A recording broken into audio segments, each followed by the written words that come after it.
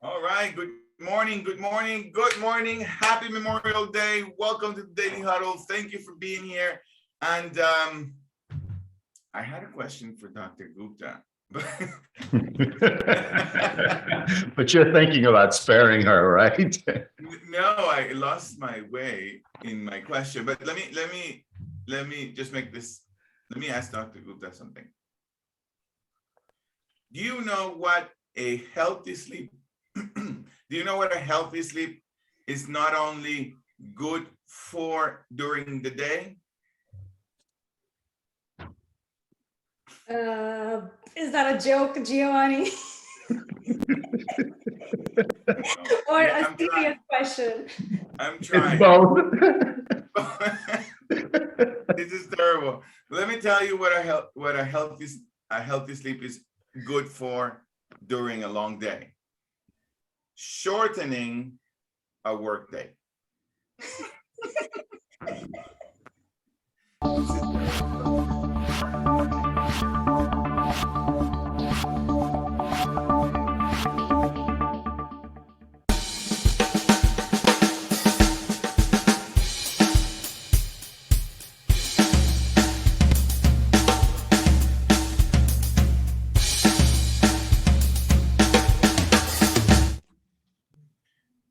Good morning, good morning, good morning. Good morning, Atlanta. Good morning, Southeast, East Coast, West Coast. Good morning, wherever you are. Good afternoon, good evening, if you're plugging in later. Thank you for being here. We like to say over here, it is not a small thing that you're here, and it is not a small thing you woke up. It's really a big deal you woke up. Millions of people didn't wake up this morning. So thank you for being here. Today we have a phenomenal conversation with two amazing human beings. I can't wait to get us started. We're going to talk about for what Saurel and I is the #1 source or reason for anxiety disorders and mental health issues in America today. So this is going to be a really juicy conversation. But before we get started, we're going to get all primed and ready for today's conversation. So let me start with you, Saurel. Saurel, let me ask you two things, critical things. Come on. Where are you and what time is it? Gil, I am right here. And the time is now. Now, you didn't ask me what I'm grateful for, but I want to tell you that. Tell me. I'm grateful for the military. I'm grateful for people who genuinely give of their lives, their time, and their contribution to protect this country we call ours. And guess what? I'm only here now because of them. And I'm grateful for that. Yes, thank you, Saurel, for saying that, for bringing that up. And thank you to the military and to the people who serve with that uniform for the opportunity that others get to enjoy. And just a beautiful life. That is so true. Tara, I'm going to ask you another quick question, two quick questions so that we could get all ready with you. Tara, two things. Another thing you're grateful for, and who are you going to hug today? Oh, good morning. Good morning. Something I'm grateful for. Well, this weekend I have been making, since I got back from traveling, I have been making recipes from Food Fix University. So I am feeling gratitude for Food Fix University. We've had such yummy food. And I'm going to hug the person with whom I'm making the food, my amazing husband. Thank you. Thank you. Healthy and love. This is just phenomenal stuff. Thank you all for being here. Thank you, Ms. Gupta. Thank you for being here. Kashish, thank you for being here. And let's get us going, Saurel. Let's get us going. So go ahead, Saurel. You want to? Let's get rolling. I was also looking at Sudesh. Sudesh Gupta is here. Nidhi, I imagine this is your mom. Yes, she is my mom, and I'm grateful. Good. Welcome. All right. Well, Gio, you mentioned it earlier, right? For you and me, looking at our lives, looking at our careers, looking at the teenagers in our lives, the people we love, we've been seeing this trend. And I don't know if it's obvious to everyone, but there is a certain breed of addiction that today keeps me, like me, I'm not talking about other people, keeps me glued to something called my wireless device. And it's been having an impact on the way I live my life, certainly in some way, shape, or form, impacting my mental health, and in some way, shape, or form, having me deal with anxiety disorder in some way. Now, I don't know if what I'm dealing with is pronounced or benign, but I'm dealing with it. And so today's conversation is really about that. And we're bringing to the party two phenomenal experts, Dr. Nidhi Gupta and another phenomenal expert, Tara Caldwell-Heaton, who is the expert in talking to the brain. So in dealing with this addiction and dealing with the consequences of it, that's what today's conversation is all about. Gio, you want to take a moment and give us a short introduction or presence, Dr. Gupta and Tara, to the world? Yes, there is what there is to say about them in their professional accomplishments, and that whatever I'm going to say truly is a tip of the iceberg of the opportunity that their lives are and have been. But what I'm going to say is real quick. Dr. Nidhi Gupta, she is a pediatric endocrinologist. She's the founder of Freedom, born and raised in India, and she's a mother of 2 children, and her guiding principles are knowledge and balance. And I've had the chance to meet Dr. Gupta in the context of a transition between working at the hospital and then being a messenger for who she wants to be for parents in the context of what you're saying, Saurel. So it's really an honor to have you, Dr. Gupta, here. And we're going to share with our audience an event that we have coming up a little bit later, where you and Tara are going to be just really guiding us in understanding why adults, children, teenagers have this undistinguished addiction and anxiety that's happening in the world right now, and certainly in America. And Tara, it's someone who just impacts you the moment you meet her, with this unbelievable knowledge of understanding the dynamic of the brain. And she's a communications expert and helps business owners and entrepreneurs understand how the brain works and why the brain works the way it works, to create narratives and stories that connects them with their purpose and with their audiences. So it's an honor to have you both here and to start this conversation. So I'll start with you, Dr. Gupta, and then we'll go with you, Tara. Dr. Gupta, I met you in this context of being working at Vanderbilt, correct? And you were making, in some degree, the transition of developing your practice, because you discover something between, or you notice something between screen time and the health and wellness of children. And you said, I need to take this message to the masses, or be as loud as I can, and not be framed by, if you will, by the structure of the work at the time. What did you discover? Why did you make this your mission? Great question, Giovanni. So looking back in time, July 1, 2002, I was a first-year medical student in New Delhi, India. After 16 years of rigorous medical training that was distributed across 2 continents, on August 1, 2018, I walked into the hallowed hallways of Vanderbilt University as an attending physician. It was my dream job. A few months earlier, February 25th, 2022, I resigned from my dream job. The next day, I launched Freedom, Ungrip Devices, Grip Life. Over the last 4 years of my time in medicine, Giovanni, I realized that I was not able to fulfill my mission in medicine. My mission to empower my patients with knowledge about their health conditions so that they can transform their attitudes and practices. So you would think, well, what was the barrier to empowering them with knowledge? the fact that almost 70% of the diseases that I was encountering in my medical practice had their roots in unhealthy lifestyles. Lifestyles that were largely stemming from excessive use of wireless mobile devices by children and by their parents. For example, diagnosing a 5-year-old child with exogenous obesity because he weighed 130 pounds and there were no hormonal imbalances to explain the weight gain. Diagnosing a 7-year-old child with type 2 diabetes mellitus, which is typically a disease of adulthood.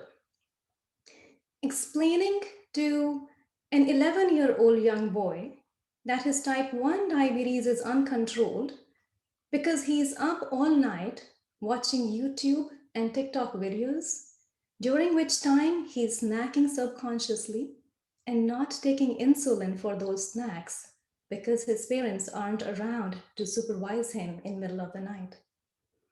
Diagnosing a 17-year-old young lady with a bed sore due to her video game addiction and resultant sedentary behavior. We tend to trust what other humans around us do, Giovanni. Our mind tells us if it is okay for others to do it, it must be okay for us too. But that trust is often misplaced. With all of this information, I had to take a big, a bold, and a very stressful decision to move on to freedom. Wow. Thank you for sharing that. And there's something that I can't avoid but to be impacted by someone in a mission. And you taking 16 years of your life to create your dream job and then say, hey, hold on a second. My mission is leading me also somewhere else. And there's so much courage. There's so much to say about that. But let me introduce Tara as well and bring her story as well. And then talk a little bit about why are you guys, why did you guys say yes to this event? Why are you guys, what are we committed on next week on Saturday?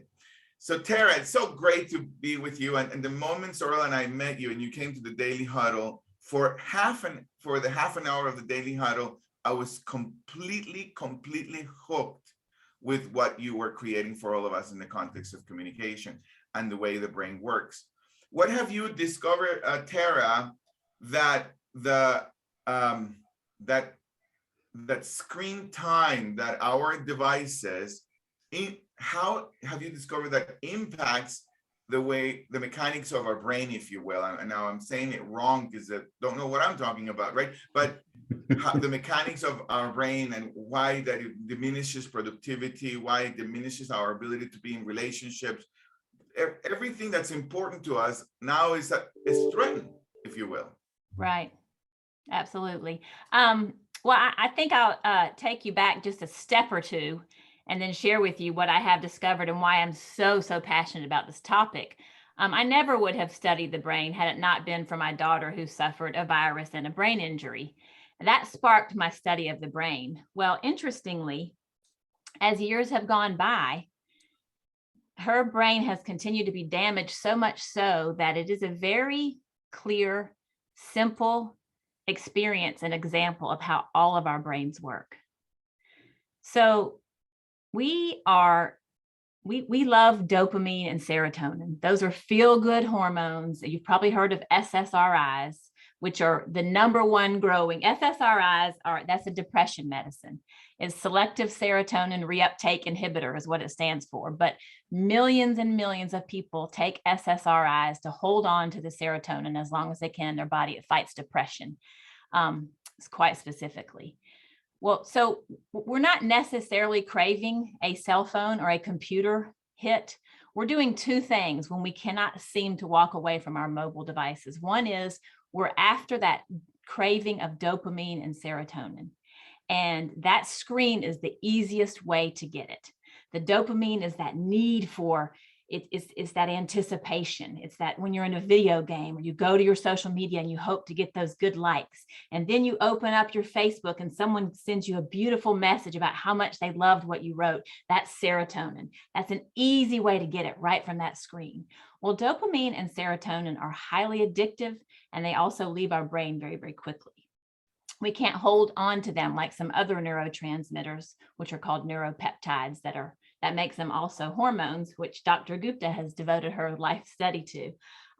But we are dismissing our need for those hormones, that connecting and that trusting, because of the screen. So it's an easier way to make us feel good is to look at that screen. It's also a safe place. It's a safe place to get something back that makes you feel good. And the big thing that I'm seeing, and I will share much more of this at our event, but it's not just young people. It is an opportunity for us to avoid what we don't want to deal with in life. Interestingly, the number one thing that young people have a difficult time doing, depressed young people, is getting in the shower. Now, why might that be? What can't you take into the shower with you? I'm guessing the obvious answer Yes. will be the phone, right? Absolutely. Absolutely. We are so addicted to that screen time because we want that feel good dopamine, serotonin, but we're also addicted to it because it protects us from facing things in life that maybe we just don't want to go there.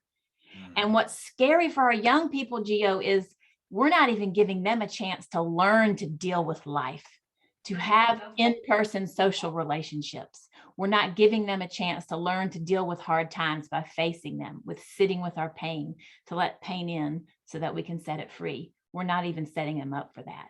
So that's a big reason why I am so passionate about this topic. Wow. I mean, and Saurel, I know you want to add to this conversation, so I want to invite you. This is two phenomenal life stories coming together for a social issue that we're dealing with. Anything you want to add, Saurel? And you're on mute as you're adding it. What both Taras and Dr. Gupta are pointing to is starting to get obvious in this conversation, but mostly it goes unnoticed. And for us, that's why this event on the 18th of June is so critical. It's like ringing the bell, sounding the alarm, making a wake-up call. People, we are addicted to our wireless mobile devices, and we don't know it. And not only that, and I may be going out on a limb here, but Dr. Gupta and Tara, I'd love for you to confirm this.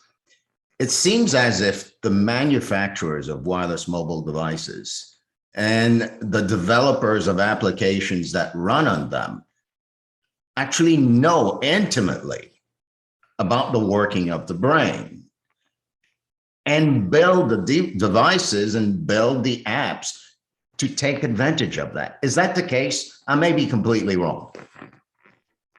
That is exactly the case, Saurel. We talk about artificial intelligence all the time, and we like to think that artificial intelligence is a robot working behind the scenes. There isn't any robot. It is just very, very, very smart algorithms who are watching anything and everything that we do online. The links that we click on, the keywords that we type in our Google or Yahoo search, that helps the artificial intelligence or the algorithms figure out what type of a person we are. So each one of us has a secret identity behind the internet that we don't know what the internet thinks we are. We might think that in our private office, on our private browser, in an incognito mode, we are looking for things which are very personal to us and nobody has access to that, but none of that is personal. Based on that information that the internet and the search engines gather on us, they feed us content that they think will be of interest to us. It is clickbait. They feed us links, advertisements that we are very likely to click on. And in that process, they have our time and they have our attention, the two biggest commodities that are auctioned behind our back, our time and our attention. So we have to work hard and we have to be very cognizant of the fact that our time and attention are being sold to other people for money. We cannot let that happen. It's not just about privacy, it's about who we are, it's about what the internet thinks we are. Wow. So I wanna share something that I'm present, and maybe Tara can answer a question, or Dr. Gupta, you can say something also about that. One of the things that I'm noticing as I go in my everyday life is that I'm gonna have a hard time saying this because the whole thing is new language, right? I'm going on my everyday life being pulled towards a trigger of satisfaction by looking at the phone. Like the whole day I'm going by it. And I think you said, Dr. Gupta, we see our phone on average around 90 times or so.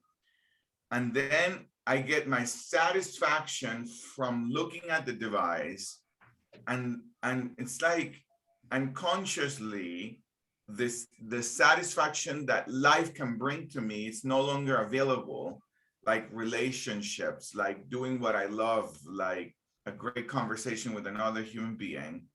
However, even though I'm getting this quick satisfaction from the device, my life is becoming emptier and emptier and emptier and emptier. And I think it's me. The entire time I think it's Giovanni with his purposeless life. And I think that millions of people are making themselves wrong for how awkward they are tolerating being alive, how awkward the whole thing is. Any thoughts on this, Tara? That is my experience of being alive now. Yes, you nailed it. And I'll use I think an example that we all can relate to. Have you ever found yourself, and I know your answer, but let's just go here for a minute. Have you ever found yourself in one of those deep, rich, rewarding conversations with someone? Like you're both just totally vibing, you're creative, you just get so lost in the conversation with the person. They fascinate you, you're intrigued by their insight. Have you ever found yourself in one of those moments? Yeah. And did you have the urge to look at your phone during one of those moments? Yeah. Really? If it's right there, that's the thing about these phones, right? If it's visible, if it's there, if it's face up, I'm in that conversation and then I'm not even looking at the phone. It lights up and it takes me away. So it's not like I had the need to or wanted to, but it pulled me anyway. Mm-hmm. And you're really, really speaking to that habit. Because you're right, even no matter how beautiful the conversation is. So 2 points here, really, thanks to your response, is when we're in those deep, rich, beautiful conversations, we are building some connection with somebody, which helps us to alleviate our craving for dopamine and serotonin. Yeah. It mitigates that because we're getting something rich and beautiful from this conversation. However, it is such a habit, that just like what you said, no matter how great the conversation is, if it lights up, we have the tendency to want to grab it just out of sheer FOMO, right? Dr. Gupta? Absolutely, out of sheer FOMO. And Saurel, it might help you to know that there is proven medical evidence that simply the presence of a wireless mobile device in your vicinity without you even engaging with it is enough to cause distraction. That is why it is recommended that overnight, even though you are turning off your wireless mobile device and putting it aside, it is recommended that you put it outside your bedroom. So move your charging stations outside your bedroom, because simply the presence of a screen in your bedroom disrupts your sleep, even though you are not checking it. Do you guys wonder too, because I hear this a lot from folks and I've heard it come out of my mouth. Well, that's nice, but I have teenage children or young children. I cannot be away from my phone. And I've learned some hacks against that mindset. When I was in college, I lived in downtown Atlanta by myself and called my mother only on Sundays because it was expensive. So I think that we certainly, I almost wonder if you see a lot of people with that reaction, Dr. Gupta, and what you might suggest to them. So solution number one is get a landline and keep the ringtone of the landline loud enough so that you can hear it in your bedroom. Solution number two is turn off the notifications for your messages, but keep your cell phone on ringer for your calls. Because there is this unexplainable urge to answer all messages instantly. We live in a world of instant gratification, right? We are so used to receiving messages, responses, and sending responses instantly. That doesn't have to be the normal. If somebody needs us right away in an urgent situation, they should be able to call us. So keep your phone on ringer for calls, but silence all other notifications and get a landline. Tara and Dr. Gupta, thank you for this. Something's coming up for me. I'm calling it, I don't know what to call it, but I'm now calling it ghost productivity. Dr. Gupta, you say that it takes me 25 minutes to recover and recoup from an interruption from my phone, and yet I'm interrupted by my phone an average of 96 times. I mean, that's a serious drain on productivity, isn't it? It is. And if you want to double check that data for yourself, Saurel, because these numbers are derived from published literature. So if you go into your phone and if you go into the settings, go into screen time and click on see all activity, it will tell you exactly how many pickups on an average per day you have had on your device. And it will tell you what is the first thing you open when you pick up your device. Like for me, it is typically my notes, because that is where I keep all of my list of things to do. So once I have done one thing, I need to go and see what is the next thing I need to do. For some people, it is messages. For some people, it is emails. For some people, it is WhatsApp. So that information right there in settings will tell you how often you pick up your device. And trust me, it might be in the ballpark of 75 to 125 pickups per day. It takes about 19 to 25 minutes to reorient ourselves to an interrupted task after we have been interrupted by a distraction. So if we are in the middle of writing a proposal, writing a research paper, writing an email, and we are constantly distracted by the glowing screen, which is right there on our desk, it's hardly possible to accomplish anything in a given day. It affects our productivity, it affects our efficiency. When we lose our train of thoughts while we are doing something, we tend to procrastinate that task for a later time because we cannot keep our thoughts together. And when we keep procrastinating, things keep building up, our tasks keep building up. It becomes a big mountain of work that takes a lot of inertia to even start doing.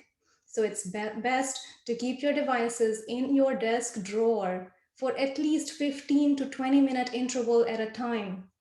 Pledge, resolve that I will not check my device at least for 15 minutes. If you are able to conquer 15 minutes, then increase your goal to 30 minutes. Essentially, we should be able to work without interruption for at least 60 minutes. That's not asking for too much. Dr. Gupta, thank you. Tara, thank you. Folks, this is just the tip of the iceberg. On Saturday, June 18th, we're going to have 3 hours chock full of the evidence as to why our wireless mobile devices are addictive, how they impact our lives and life in general, and what we can do to actually ungrip devices and grip our lives. That is, grip our lives to give ourselves back the joy, the health, and the productivity that we think we have. That's why I was pointing to ghost productivity. Like the more I handle my phone, the more I deal with the interruptions, the faster and more efficient I become. I get to think like I'm being productive. So, Chio, tell us a little bit about the event itself. Okay, very good. Thank you all for being here. Thank you, Tara. Thank you, Dr. Gupta. Thank you, Ms. Desh Gupta. Thank you, Kashish, for being here. And so for those of you who are listening, on next week on Saturday, you want to register for Reconnect That Expert. And I left you a link on the Facebook where we will have a conversation on my guess is that we're going to take a deeper dive on understanding the mechanics of our brain, the impact that it has had, the mobile devices and our addiction, if you will, on our life, on our children's life, why it's so common to have people to have anxiety, to have depression, to have all these mental health issues, that they can be completely correlated to the way the devices work. So if you are a human being committed to productivity, to having great relationships, and if you have children, this is a must event that you must attend. You got to cancel your wedding, cancel whatever you got going on, and be there. It is likely going to sell out, so reserve your spot now so you can be there with us, or you can register virtually as well at reconnect.expert. That is reconnect.expert. You reconnect to love, you reconnect to stress less, you reconnect to learn how to eat so that you can stay healthy, sleep well, and be in the mood to give. Come reconnect with us to shake what your mama gave you and grip your life. We'll see you on the 18th of June. Go to reconnect.expert. See you there.